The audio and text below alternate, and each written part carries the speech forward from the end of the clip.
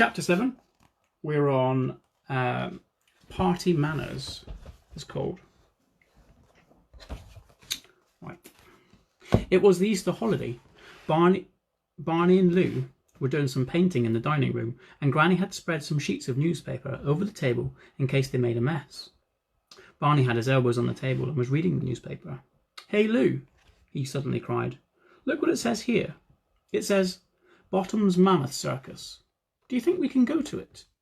"I expect it's an old newspaper," said Lou, without looking up from the horse she was drawing. "The circus has probably been and gone a long time ago." "No, but Lou, do come and see," begged Barney. "It might not have." Lou came around the table and looked at the advertisement. "World's Greatest Travelling Show," she read. "Golly! Liberty Horses, Ranji and his Elephants, Daring Wild Animal Act." "Yes, but Lou, when is it?" said Barney impatiently. "Wait a minute. Opens at Maidstone, April 17th. That's next week. Come on, Barney, let's ask Granny if we can go." But when they bounced into the drawing room, their grandma was sitting in a chair talking to a strange lady. This sort of thing was unusual enough in Granny's house. They stood in the doorway, goggling until grandmother said, "Come and say how do you do to Mrs. Falcon Green, children." They came in and shook hands. "These are my grandchildren, Barney and Lou," explained grandmother to the strange lady. "They're staying with me for part of the holidays." "But how nice for you," cooed Mrs. Falcon Green. "And much bonny children too. I do wish I had known about them. I'm giving a fancy dress party for my little niece on Wednesday. Do you think Barney and Lou would like to come?" Most children nowadays seem to hate parties, but I think they're good for them, don't you? "A fancy dress party!" exclaimed Lou. "Do let us go, Granny. I'll go as a puma." "And I'll be a caveman," said Barney. "Granny, can we?" "And Granny, can we go to the circus too? It's next Monday. Please, Granny, let's." Now, exclaimed Granny. "Circuses and cavemen and pumas. I'm afraid we'll have to see, my dears." "They do seem keen, the darlings," said Mrs. Falcon Green. "Do bring them if you can. I'm sure they'd look charming as a puma and a caveman. My little niece is going to be a Dresden shepherdess. We got the costume specially from London, and she looks so sweet in it. It's been so delightful meeting your charming grandchildren, and I do hope we shall be seeing them again on Wednesday." Mrs. Falcon Green swept out and drove off in a large shiny car, and Granny began to explain the difficulties of making fancy dress costumes with only a day and a half to do it in. Perhaps they could go to the circus instead of the party, but she thought their parents would be coming at the weekend to take them home. The children went off rather gloomily. They hadn't the heart to go on painting. Lou curled up with an animal storybook, and Barney stood by the window and thought. Then, without a word, Barney slipped out of the house. When he got to the middle of the back lawn, he stopped and thought again. He went back into the house, crept upstairs, and searched around his bedroom until he had found his precious collection of glass marbles. Then he slipped out of the house again and set off for the chalk pit. He was wondering if the plan he had thought of would have worked. Or rather, he hadn't got a plan. He had just a feeling that Stig would help him once more. But it was going to be difficult to explain this time.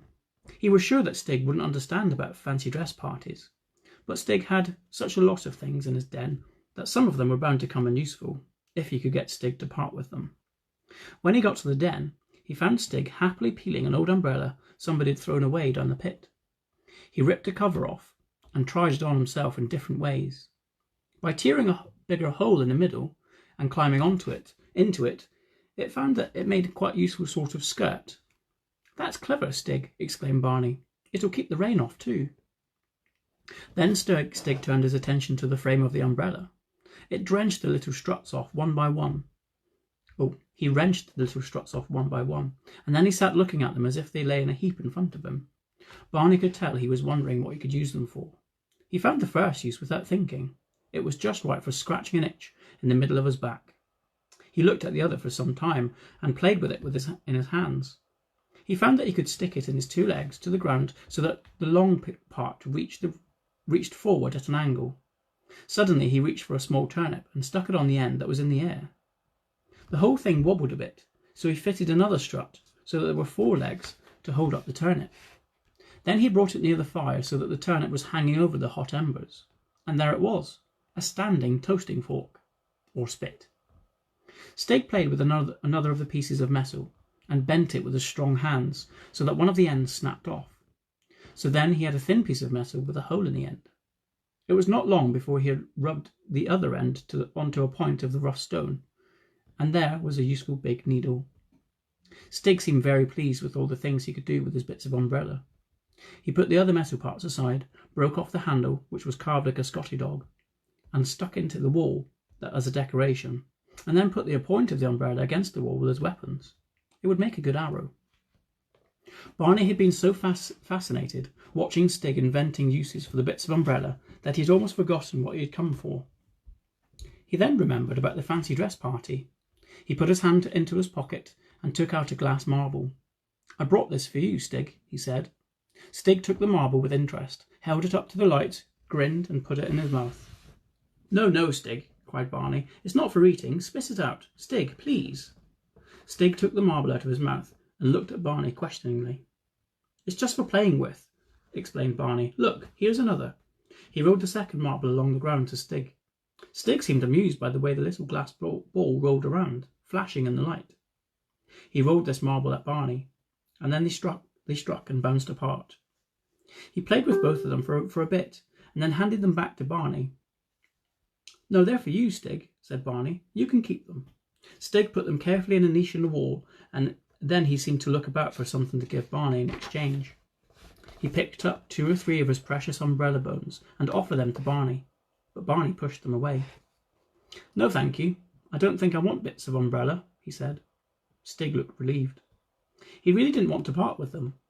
He went to a pile of metal things and came back with a brass bedstead knob and offered it to Barney. Still Barney shook his head, hoping that Stig would not be offended if he kept on refusing things. He had his eye on a pile of skins in the corner, and Stig seemed to notice this, for he went across to it and picked up a sort of apron of rabbit skins stitched together, just like what he usually wore himself. Barney's face lit up. "Can I have that, Stig? Oh, thank you." He took the skins under his arm. There were quite a lot of skins in the pile. Barney squatted down and turned them over. There were mole skins, squirrel skins, things that looked like cat skins, and they made Barney wonder how they got there. Then he gave a gasp of surprise. Near the bottom was the skin of a great animal, head and all, and it was golden and spotted with black. A leopard! Barney dragged it out and goggled at it. "Gosh, Stig, did you kill this?" he asked. Stig looked at him. Barney made spearing movements at the skin, put a questioning expression on his face, and pointed to Stig. Stig grinned and shrugged his shoulders. He seemed to be willing that Barney should think he had killed a leopard, but Barney was rather suspicious. He had seen leopard skins like this worn by soldiers and military bands, and he had seen them on the floors in people's houses. Perhaps someone had just thrown this one away. It was amazing what people did throw away. You only had to look around the dump and see Stig's caves to know that sometimes they were quite valuable. Anyhow, there was the leopard skin, and Lou wanted to go to the party as a leopard. Or was it a puma? She ought to be quite satisfied with this leopard anyway. There were only a few patches where the hair was falling out. But would Stig want to part with it? Barney felt in his pocket. He had only spent 2 marbles so far, and he had quite a lot more. He took out 2 more, held them out to Stig, and pointed to the leopard skin.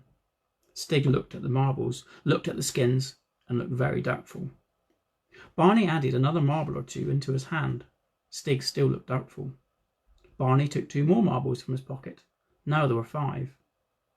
Suddenly Stig seemed to understand that Barney had quite a pocket full of marbles to spend. He held out both hands to Barney, with all of his fingers spread out. 10. A leopard skin costs 10 marbles, thought Barney. He hoped he had that many. He put the first 5 marbles on the ground and counted out what was left in his pocket. 6, 7, 8, 9. Then there were 3 more. "Here, you might as well have them all," said Barney, and he handed over 12. Stig had been checking the marbles on his fingers while Barney counted. When he found he had more marbles than fingers, he was so delighted that he went to another corner of the cave and came back with a stone axe on a wooden handle and gave it to Barney with the skin. "Golly, Stig, can I have that as well?" exclaimed Barney. He was delighted too. "Oh, Stig, you're too kind to me to let me have all these things. Thank you, thank you. I've got to go now, Stig, and show Lou what we've got. We'll be able to go to the fancy dress party now. Goodbye." and Stig danced out, clutching the 2 bundles of skins with a stone axe. When he got back to the house, he had an idea. He took the bundles quietly to his own room, undressed except for his underclothes, and after some struggles with a couple of safety pins, got himself dressed in the rabbit skins. He looked at himself in the mirror and scowled fiercely, but there was something missing. Bother! He had had a haircut only 2 weeks ago and didn't have nearly enough hair. He had another idea. He crept downstairs to the broom cupboard and took the head off the mop. When he tried it on, his own head in front of the mirror, it looked just right. He found a way of tying it under his chin so it stayed there. He took his axe in one hand and the leopard skin in the other and crept along the passage into his sister's room. As he expected, she was still laying on her bed with a book. He gave a whoop and charged into the room waving his axe. Lou jumped up like a startled cat and faced Barney furiously. "You're not to frighten people like that when they're not expecting it," she said angrily. "I knew it was you, Barney." "Oh, no, you didn't," chuckled Barney. "Anyhow, I'm not Barney, I'm Stog, Stig's brother." And he did a war dance around the bedroom. "Where have you been?" asked Lou more calmly. Me been hunting," said Barney. "Look what I killed," and he threw the leopard skin on the floor. Lou's eyes nearly popped out of her head. "Golly, Barney, where did you get that?" she said. "Killed it in the wood," boasted Barney. "No, tell me honestly, Barney, please." "Well, I didn't really kill it. It was just pretending," said Barney. "I got it from Stig." "Oh, Stig," scoffed Lou. "You and your Stig. You mean you found it in the dump?" "I got it from Stig, I tell you," repeated Barney. "And you owe me 12 marbles." "You needn't have it if you don't want it," and he snatched it away. No, please, Barney, let me have it. It's a lovely leopard skin. I'll get you some marbles next time we go into town. Come on, help me try it on." Between them, with the help of the pins and strings, they managed to just dress Lou in a leopard skin. The bare patches hardly showed, and it didn't really smell any more than a real leopard would. And once Lou was inside, the skin became even more like a big cat than any leopard had ever been. She wrinkled up her nose and spat. She slunk and clawed. They hunted each other in and out of the bedrooms and along the passages, and then Lou said, "Pretend I'm a tame leopard and you're my master, and we live in this cave." And he crept under Lou's bed and curled up. Barney said, "Look, Lou, about this party on Wednesday. I know where the house is, just through the woods. We needn't even ask Granny to take us. We'll just go."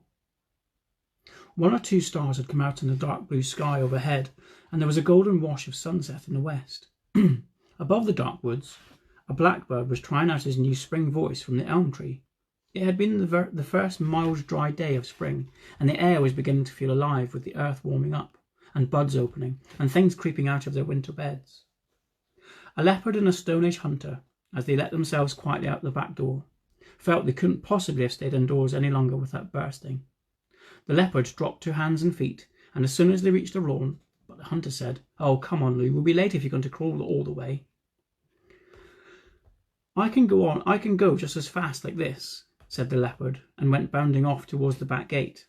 As they let themselves into the paddock, Flash the pony pricked up his ears, snorted, and went careering round the paddock in alarm and excitement.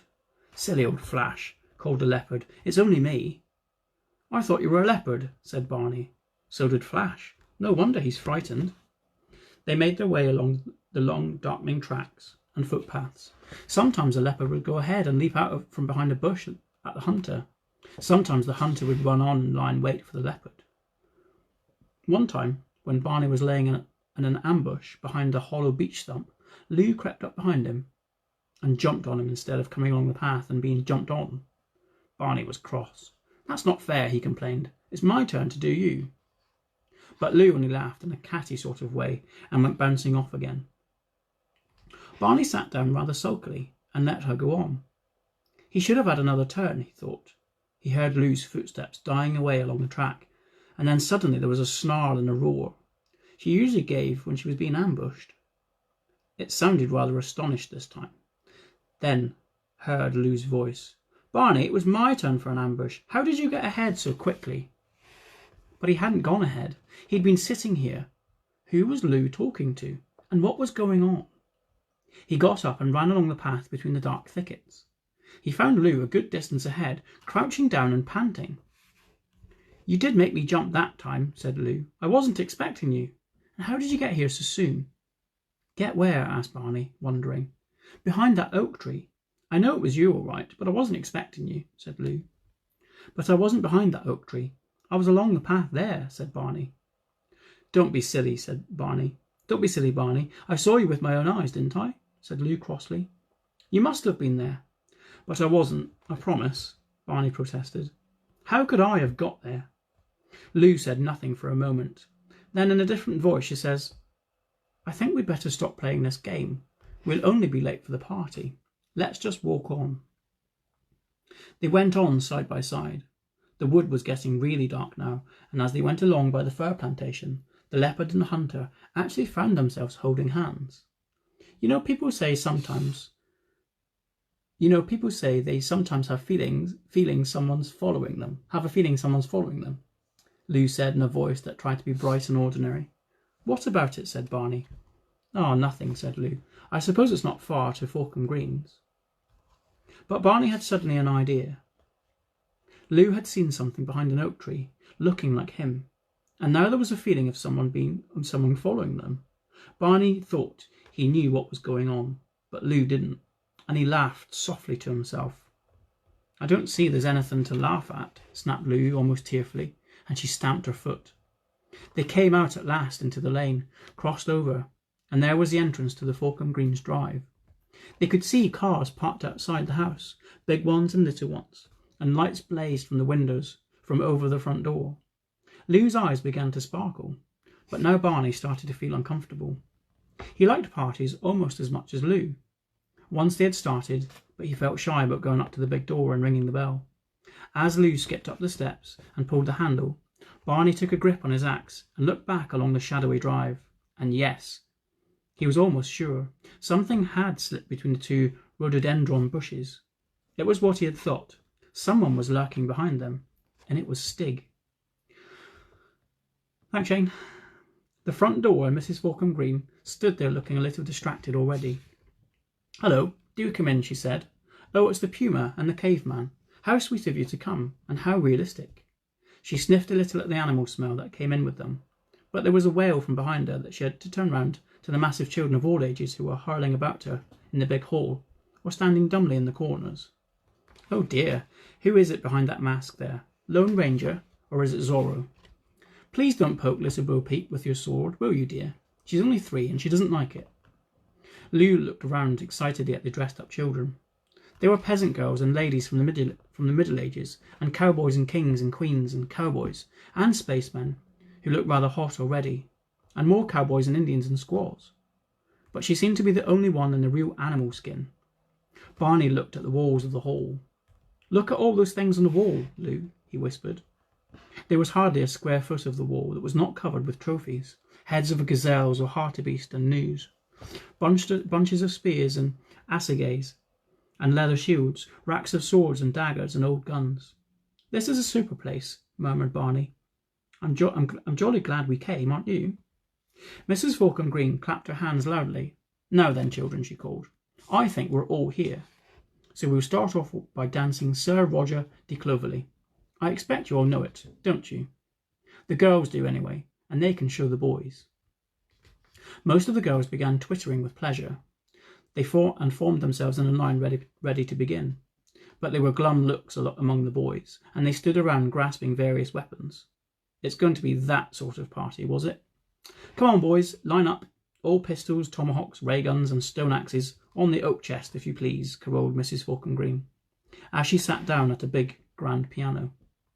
The boys lined up sheepishly, and the music began, and the girls hopped and skipped, and the boys blundered and bumped, and everyone was rather glad when the dance came to an end. Mrs. Forkham Green had got everything well organised. After the dancing, they had guessing games and acting games, and sitting in a ring games, and she had just handed out pieces of pencil and paper to everyone who could write, and got one of the older girls to do Ring a Ring of Roses with the tinnies when all the lights went out. The fusses, wailed Mrs. Forkham Green. One of you older ones get a game going, won't you? I won't be long, I hope. And she made her way back to the back part of the house. There was a lot of scuffling and squeaking in the dark, only lit by the flickering flames of the big fireplace. Of course it had to be Lou who thought of something. "We will have a leopard hunt," she said. "Give me 20 to get away, and you've all got to go and hunt me and put me in a cage, all right?"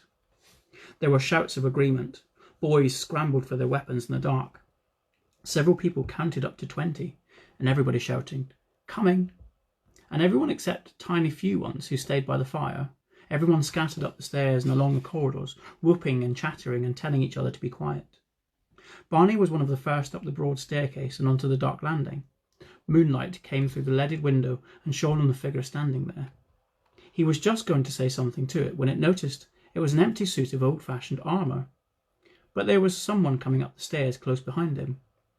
He saw the headdress of the Indian chief. "Seen the leopard?" asked the Indian. "No," said Barney. "Let's go along here." They went along the corridor, and at the end there was a bare wooden staircase coming up and down. "Come on up," said the Indian. They climbed the stairs, their feet making quite a noise on the bare boards, and found themselves almost at the top of the house. There was an unlived-in feeling up there. The Indian tried the door of a room, and it opened. There was nothing but boxes and trunks in the room, and there was a big window through which the moonlight came. "That leads on to the roof, that window," said the Indian. "I know, I've been there." "Perhaps she's on the roof." "The leopard, I mean," said Barney. "Might be," said the Indian. He struggled to open the window. They both got through it and onto a ledge with a parapet. The roof sloped up behind them. They leaned over the parapet and looked along the long way down the moonlit lawn. And there, in the middle of the lawn, an animal was crouching. Barney's heart gave a bump, although he knew he was only hunting his sister. "Look," he gasped to his friend the Indian. "There it is, the leopard, down there." "Crumbs," exclaimed the Indian. "Doesn't it look real? Come on, down again, quick." They got back through the window, bumped through the box room, clattered down the stairs, and made for the main staircase, calling out, "Outside, everybody! The leopard's in the garden! Everybody out!" Hunters who had been crawling under the beds and giggling in the closets and wardrobes made for the staircase too, and the big door was left open, and they streamed out into the moonlit garden. "In the shrubbery!" shouted Barney. "Leopards in the shrubbery! Let's drive out!"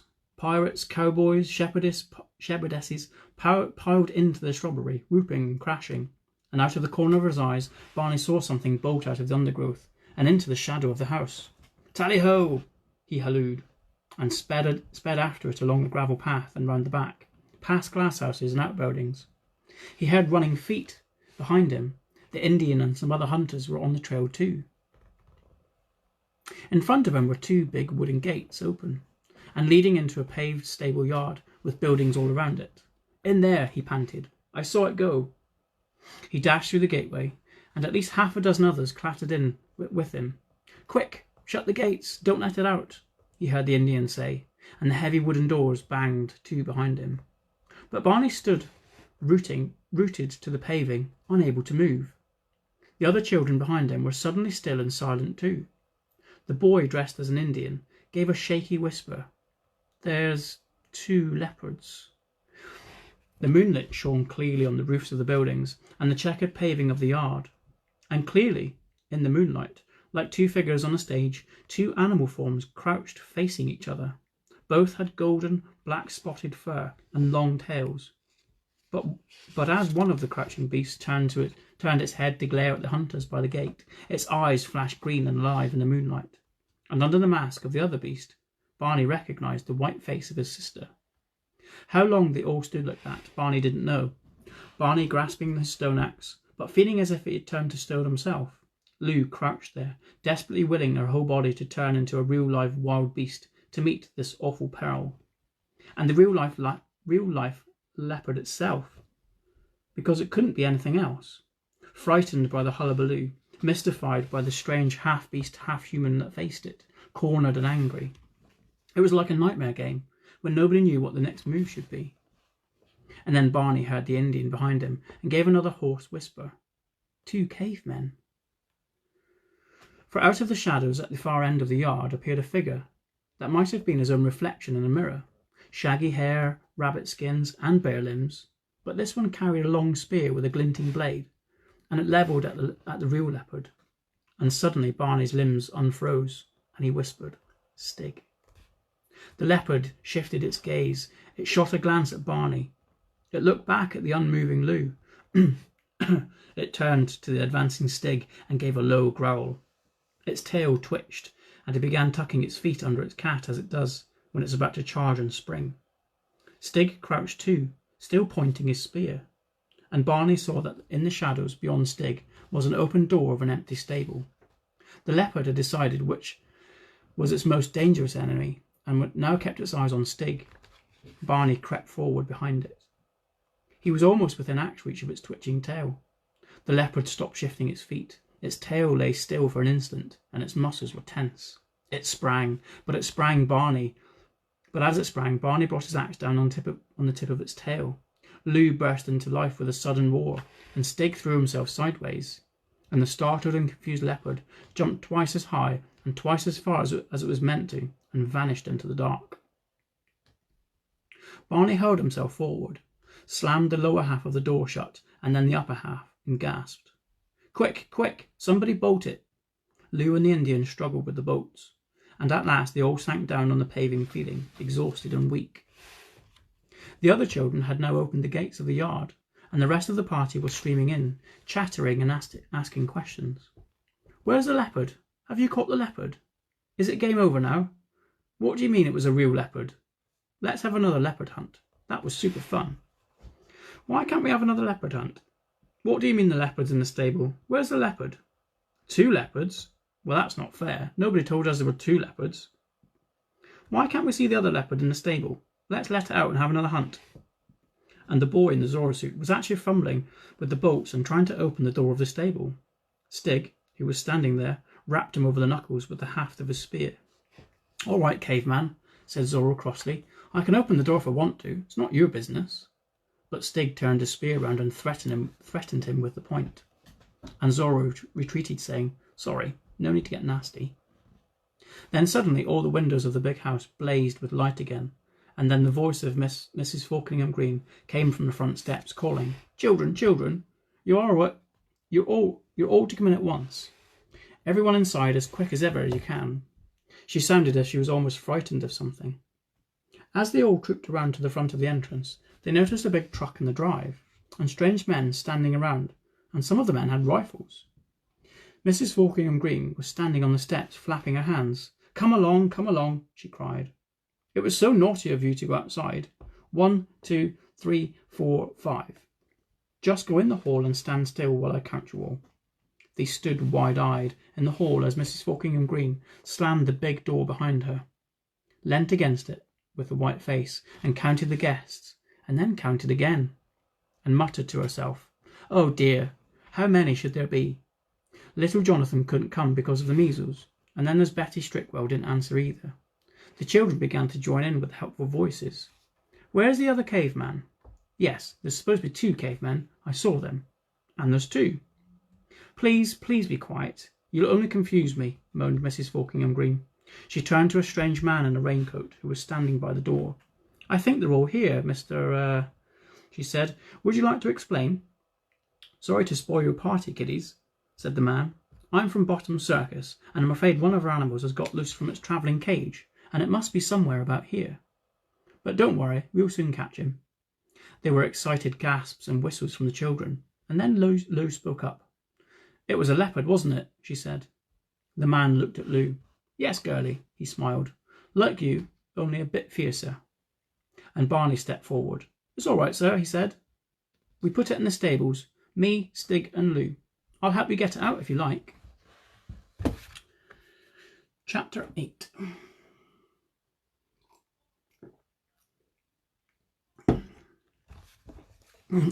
Chapter 8. Midsummer Night. Barney lay awake on his bed. It was hot, and he hung his feet over the edge of the bed to cool them down. Somewhere in the room a summer mosquito was whining about, and from outside came the drone of a farm tractor working late, and the barking dogs from the village. Though the curtains were drawn, he knew it was still daytime outside. It would be daytime for hours yet, but he had to go to bed in the daylight because he was only 8. Still, he wouldn't go to sleep. He couldn't. It was too hot and stuffy. He asked Grandmother why he couldn't stay up till it was dark, and she explained that today was the longest day and tonight was the shortest night, and that it wouldn't get dark until after 10 o'clock. Far too late for a boy of 8 to stay up. All right, he thought. If it was the shortest night, it wouldn't go to sleep at all. He would see what it was like to not go to sleep. Barney thought of Stig. I bet he doesn't go to sleep when it's daylight, he thought. And he's... how old? How old was Stig? About 8? 80? 800? 8,000? Thinking of figures made Barney feel drowsy, and before he knew it, he had gone off to sleep. It was grandmother going to bed that woke him up again. She only opened the bedroom door a little to see if he was all right, but suddenly he was wide awake. Bother. He'd been asleep after all, but he wouldn't do it again. He'd stay awake now. He got out of bed and looked towards the window. At first he thought it was still daytime, but no. The light came from a big white moon in the south, and in the north there was still a bluish light as if the sun had not gone far out of sight behind the elm trees. He wouldn't go back to bed. He'd go out in the moonlight. He'd go and see Stig. His heart was thumping as he thought of the idea. It was still very warm, so he slipped on a pair of shorts and nothing else, and crept carefully out of the bedroom and down the creaking stairs. He pulled at the stiff bolts of the front door, trying to make no noise. But Dina, the spaniel, who slept downstairs, must have heard him, for she gave a questioning bark. "Be quiet, Dina," whispered Barney crossly. "It's only me. If you don't shut up, you'll spoil everything." At last he managed to undo the stiff bolts on the lock, and the door swung open. He went out into the shadow of the house, and then into the moonlight. Everything was very still. Suddenly he jumped, and he heard his name being called. "Barney!" It was Lou, looking down from her bedroom window. "Barney, what are you doing?" Lou hissed. "I'm just going out. It's nothing to do with you," answered Barney quietly. "But it's the middle of the night." "I know, I don't care. It's light as day." "Golly, so it is," said Lou. "But where are you going, Barney?" "I'm not going to tell you." "Oh, please, Barney, don't go yet. Can't I come too?" Lou begged. Barney looked at the dark shadows under the fruit trees and thought of how the shadowy pit would be. Perhaps it would be better with two. "All right, you can be my bodyguard. Hurry up then." "Oh, thank you, Barney." Lou's head disappeared from the window, and soon Barney heard the click of a door and the creak of the stairs. When she appeared at the front of the house, she had Dina with her. "I thought I'd bring Dina too," she said, "as an extra bodyguard." "Where are we going, Barney?" "I'm going to go and see Stig." Lou gasped. "Really and truly, Barney?" "Of course. You can come with me to the pit, but I'll have to ask him if he wants to see you." "All right, Barney," said Lou, with wide open eyes. They set off together through the moonlit garden. "The red roses look black in the moonlight," said Lou. "Do they?" said Barney. "I can see as well as the moonlight as I can in daytime. Come on." They went through the gate into the paddock. Flash, the old pony, was awake and cropping the dewy grass.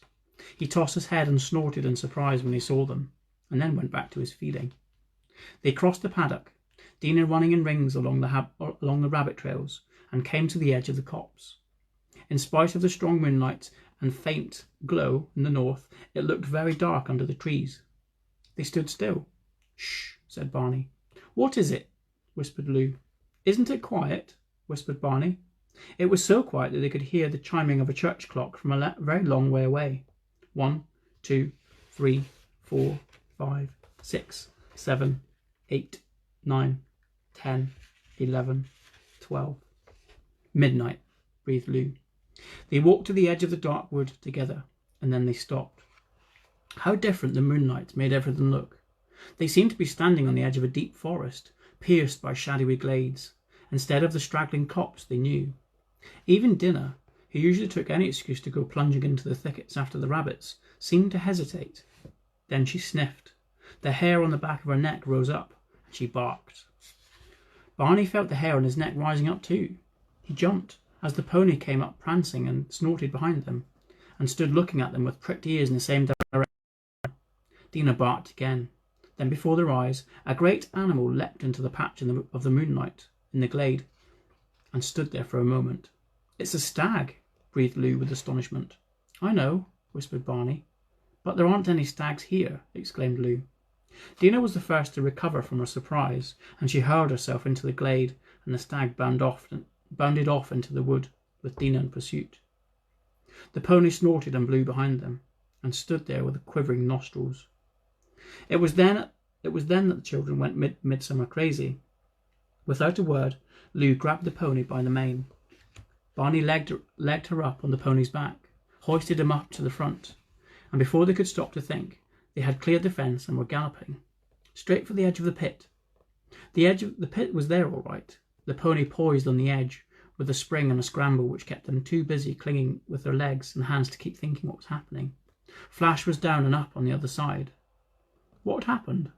Instead of the great quarry there was a mere scratch in the ground, and now nothing was familiar.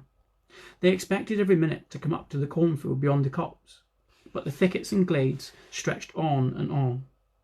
They were treading the slope which should have led to the lane, and Flash slowed down a little, but far ahead came Dina's mad yelping and crashing of the undergrowth, and the pony needed no urging to pursue the hunt. And still no landmarks came in sight. No open fields, no hedges, no orchards, no farms, only hazel thickets, beechwoods, and a chalky hillside. Without a rein to guide or restrain him, the pony went like the wind, his head well up, and Barney and Lou could only cling there with their bare legs and look round with their eyes at strange landscapes. "Barney," gasped Lou, clinging to her brother more tightly than she had done ever before. "We are dreaming this all, really." "You may be, but I'm not," Barney shouted against the wind, and twinned his fingers more deeply in the pony's mane. They were galloping up a little valley between the clumps of bramble and taller bushes. There was no sound of barking from Dina. Suddenly, there in the moonlight was a dog, lying stretched out on the turf right in front of them. The pony slowed and swerved, and the children fell off in a tangle of limbs onto the soft turf that smelt of wild thyme, and the pony trotted off casually to get his breath back. Of the stag, there was no sign. Barney and Lou sorted themselves out. Lou tried to stand up, but her legs felt woolly after using them to cling on for so long, so she sat down again. "Well, Dina," she said to the dog, "where's the stag, eh?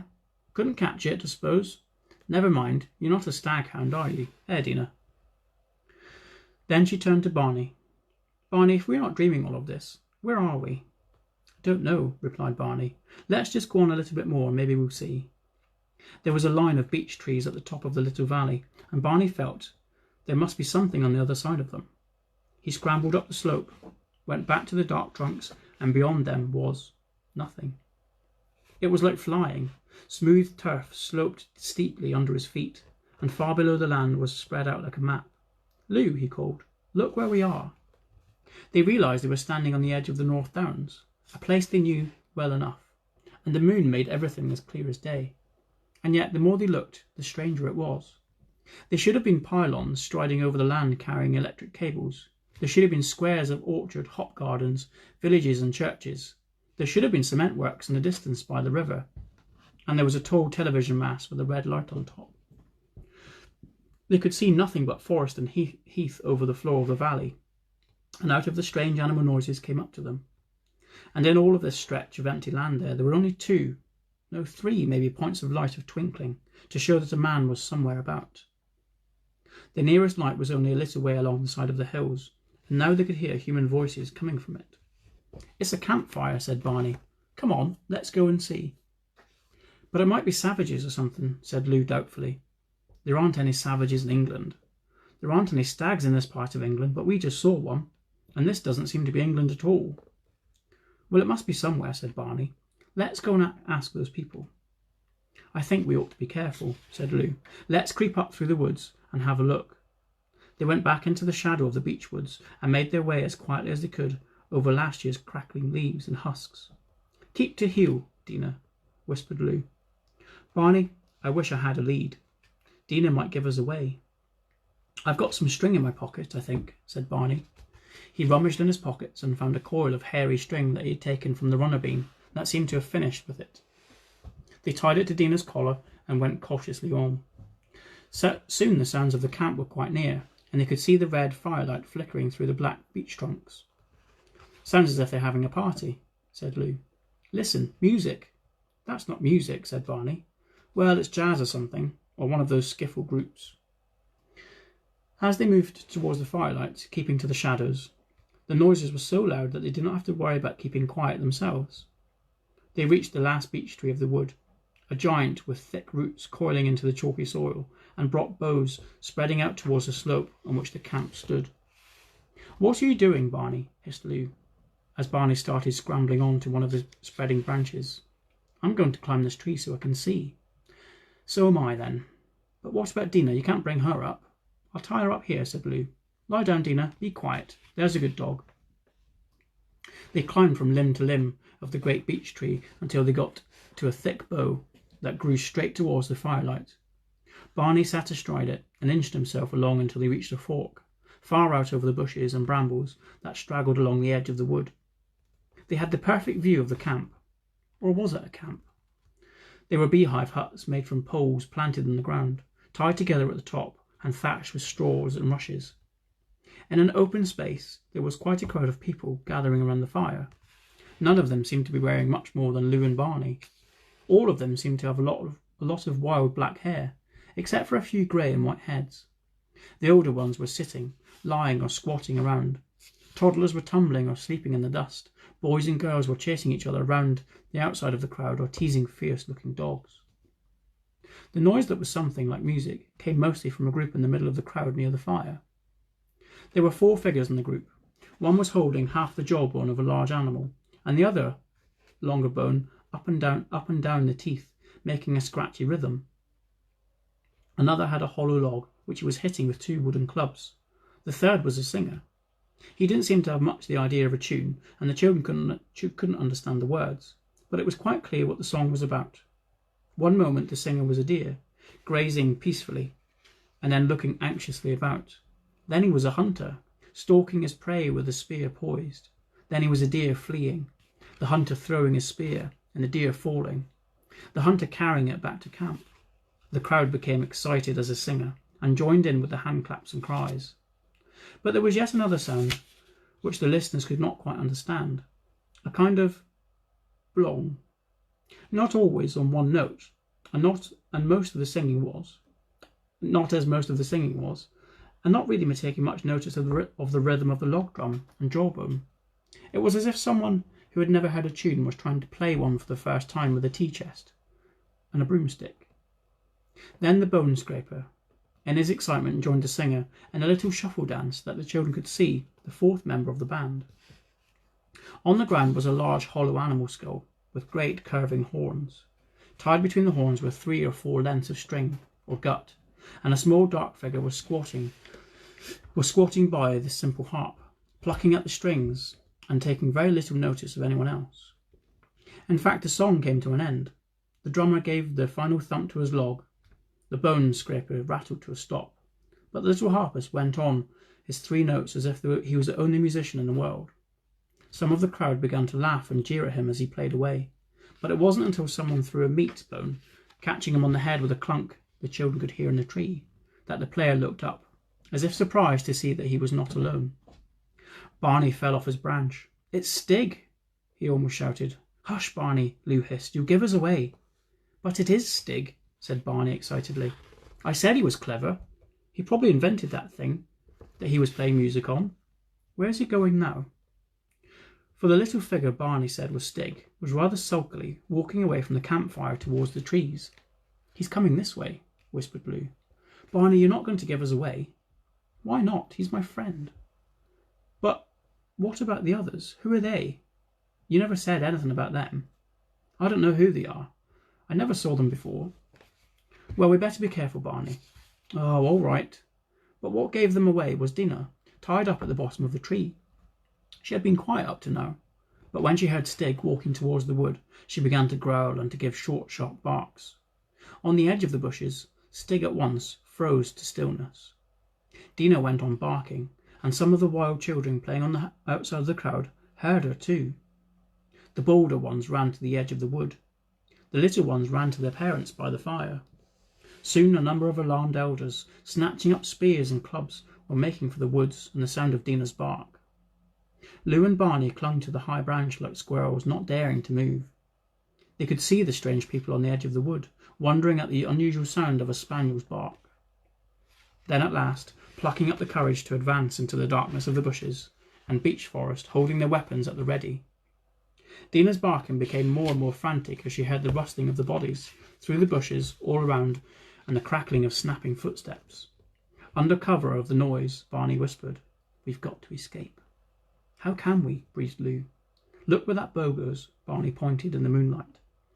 The limb they were stuck on out into nothingness, but one of its branches went across to another long limb, and this one stretched out and rubbed shoulders with another great beech tree.